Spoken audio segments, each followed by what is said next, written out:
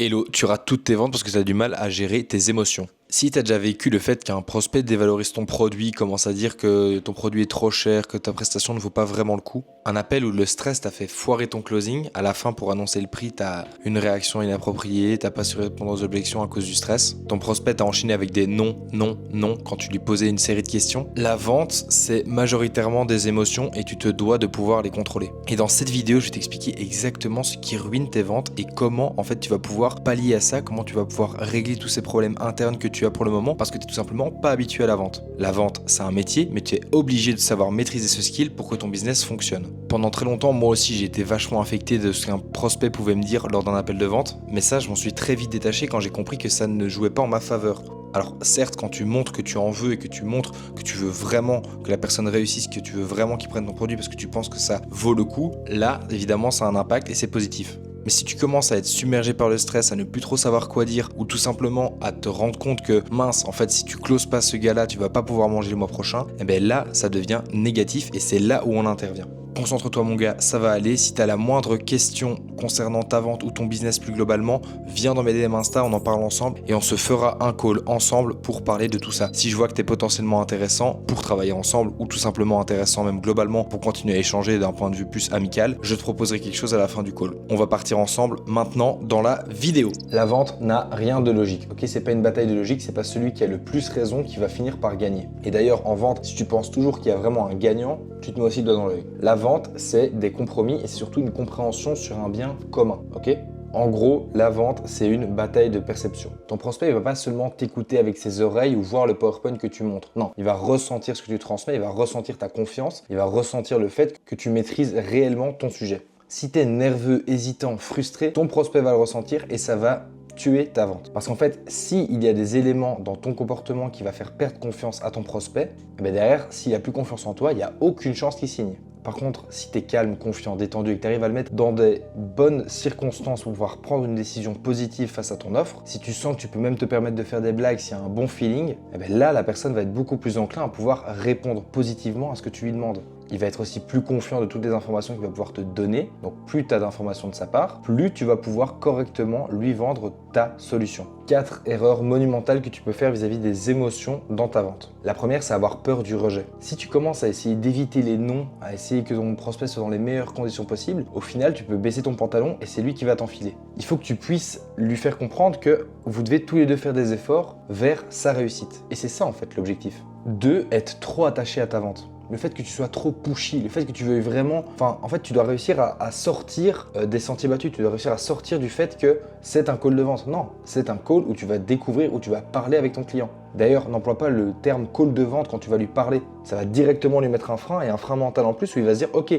ça veut dire qu'à la fin de ce call, je dois ressortir mon portefeuille. » C'est la chose que les humains détestent le plus au monde. Troisièmement, ne te laisse pas affecter par rapport à comment est-ce que lui se comporte. Si lui est désagréable, si lui peut-être discutaille ou essaye de remettre en question ton expertise ou quoi, tranquille, t'es l'expert dans ce call, tu sais exactement ce que tu dois faire pour que lui devienne de plus en plus convaincu. Et justement, les prospects difficiles, une fois que tu perces leur coquille, souvent c'est des crèmes. Mais donc, ne sois pas trop affecté par rapport à ce qu'il peut te dire, par rapport à comment est-ce qu'il peut réagir à ta manière de faire. Et enfin, ne laisse pas ta frustration transparaître. Ne commence pas à être frustré de par des refus, des non-affirmations sur certains points que tu semblais essentiels et tout ça, où tu sentais qu'il y avait vraiment un intérêt pour lui. Si lui te dit non, il n'y a pas d'intérêt, il n'y a pas d'intérêt. Ne commence pas à essayer de forcer. En fait, plus tu vas forcer la main à ton prospect, plus derrière, il va sûrement pas tendre sa main à lui pour prendre ton offre. Un vendeur qui ne gère pas ses émotions est un vendeur qui va subir la vente. C'est toi le maestro, c'est toi qui dois décider de sur quel pied on danse. La deuxième partie, c'est la manière dont tu vas devoir vraiment gérer tes émotions. Alors, premièrement, tu dois surtout ne jamais être plus émotionnel que ton prospect. En vente, tu vas avoir un effet miroir. Moi, par exemple, je remarque que quand quelqu'un se touche souvent l'œil ou quand quelqu'un baille, fatalement, tu vas bailler. Et donc, ton prospect risque de calquer son émotion sur la tienne. S'il sent que tu es stressé, s'il sent que tu es distant, s'il sent que tu commences à perdre tes moyens, crois-moi que lui aussi. Si jamais tu es trop needy, trop en demande et que tu commences à être surexcité sur des points qui n'en valent pas forcément la peine ou sur des choses qui paraissent futiles, là aussi il va le sentir et il va sentir le petit côté marchand de tapis où tu veux juste lui mettre à l'envers. Quand un prospect te dit que c'est trop cher, j'ai fait une vidéo dédiée sur les objections qui va s'afficher maintenant. Mais quand il te dit que c'est trop cher, c'est pas un affront. Si tu te mets à te crisper et à te défendre directement, tu vas surtout pas le laisser avoir confiance en toi. Tu vas montrer que ça t'affecte et tu es en train de perdre le contrôle. Et ça, c'est ce qu'on ne veut surtout pas. Au contraire, si tu restes calme, si tu adoptes toujours la même posture et que tu lui montres par A plus B qu'en fait, c'est pas cher et que ça vaut le prix que tu lui proposes par rapport à tous les besoins et toutes les demandes qu'il t'a effectuées lors des heures ou de la demi-heure précédente où vous avez parlé ensemble, c'est là où tu vas paraître comme étant calme, quelqu'un de posé, quelqu'un de réfléchi et surtout quelqu'un qui sait ce qu'il fait. En gros, ce que tu dois faire, c'est toujours baisser ton énergie d'un cran par rapport au prospect. Si tu sens qu'il est très enjoué, qu'il a vraiment hâte de ce call, ok,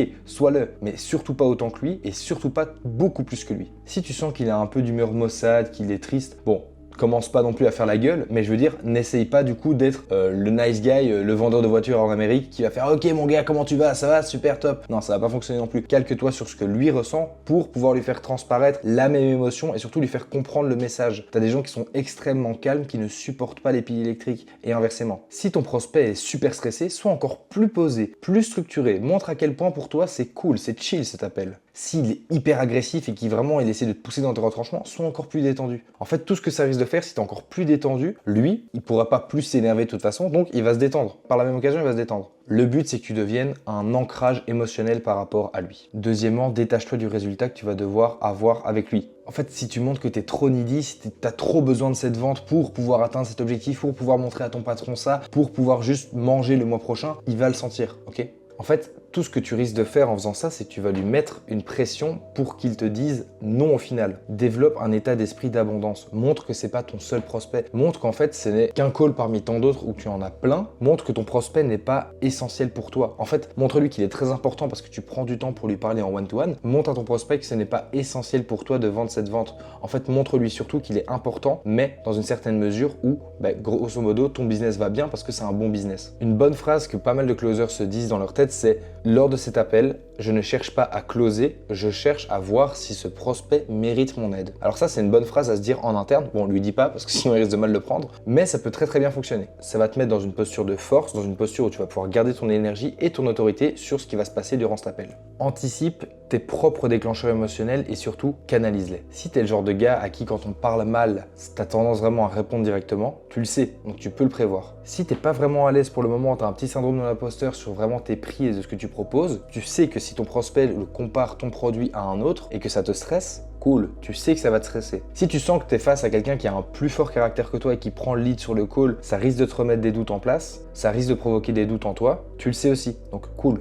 En fait, ce que je veux te dire par tout ça, c'est tant que tu connais pas exactement tes propres déclencheurs émotionnels, tu vas pas vraiment pouvoir les prévenir. Et donc tu risques de tomber dans ce piège encore et encore, des prospects qui vont essayer de te titiller. Parce que en fait, on le fait sans le vouloir, on a tous des prospects ou des vendeurs en fonction de ce qu'on fait dans la vie. Quand tu vas à la boulangerie, tu as un prospect, mais foncièrement, tu dois savoir ce à quoi toi tu réagis pour pouvoir le prévenir et pour surtout rester le nice guy, le mec qui veut juste vendre son offre et qui sait qu'en fait son offre va avoir des bénéfices sur la personne qu'elle a en face de lui. Ce qui peut très bien fonctionner pour toi, c'est qu'en fait tu écrives des situations qui vont un peu te trigger. Et en fait, à partir de ces trois situations-là, tu vas faire plusieurs choses. Donc tu écris l'exemple et puis tu vas mettre la bonne réaction à avoir et la mauvaise réaction à avoir. Et en fait, si dans toutes tes réactions émotionnelles négatives qui peuvent pêcher et qui peuvent commencer à venir entacher tes ventes, tu fais ça, derrière, tu vas à chaque fois te dire « Ok, j'ai envie de réagir comme ça, mais je sais, je l'ai écrit, je dois réagir de cette manière-là. » Et en fait, inconsciemment, ça va venir corriger ta mauvaise manière de réagir face à un problème dans la vente. Quatrièmement, maîtrise ton langage corporel et surtout ta respiration. Le rythme dans la vente, c'est essentiel. En fait, il faut que tu montres que tu as une certaine éloquence et que tu es à l'aise par rapport à ce que tu dis, que tu as une certaine gestuelle par rapport à ce que tu veux montrer et exprimer comme idée, mais pour autant que tu vas pas te mettre à gesticuler. Si un vendeur en face de moi est en train de jouer avec sa chaise comme ça, moi je vais pas supporter, je vais dire ok, mais il a quoi?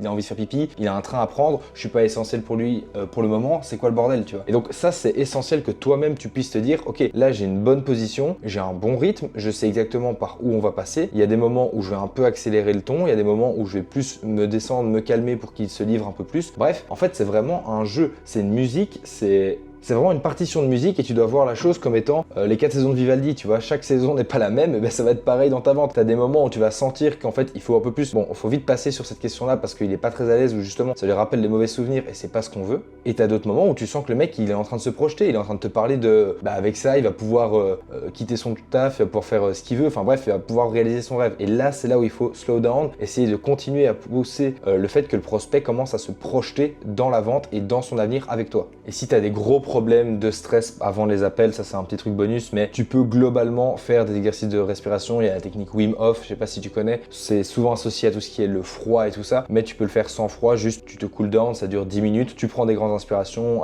suivi avec des apnées, puis après avec des moments où juste tu respires. Bref, ça fonctionne très bien si jamais tu es trop stressé. Ça, c'était mon petit tips en plus. Mais donc, aborde tous tes calls de vente comme si c'était une formalité, comme si pour toi c'était un jeu et comme si surtout tu les prenais, enfin, c'est un jeu, tu le prends en sérieux, mais comme si pour toi c'était normal, chill et tu sais exactement comment ça va se passer et ça va très bien se passer. Voilà mon gars, je t'ai résumé tout ce que tu devais savoir pour ça. J'espère en tout cas que ça t'a aidé, j'espère que tu t'es reconnu dans la vidéo et surtout j'espère que j'ai pu mettre le doigt sur un problème que tu rencontres assez régulièrement. Continue d'interagir avec cette vidéo et surtout viens dans mes DM pour m'expliquer ton problème, viens dans mes DM pour me dire ok mais foncièrement ce qui va pas dans ton business pour le moment, ok c'est quoi ton plan marketing, ok c'est quoi ton cycle de vente, à quoi ressemblent tes scripts, ok et ce qui fait tes scripts c'est ce closer là, ok enregistre-moi des appels, je les review, on revoit ça ensemble. Il y a moyen de faire plein de choses. Mon but c'est que vous réussissiez dans votre business, mon but c'est que vous produisez de la valeur pour nos superbes pays. Messieurs, continuez de travailler, mesdames aussi et surtout interagissez un maximum avec cette vidéo, ça m'aide beaucoup. C'était Nathan les gars, merci beaucoup, c'est ciao.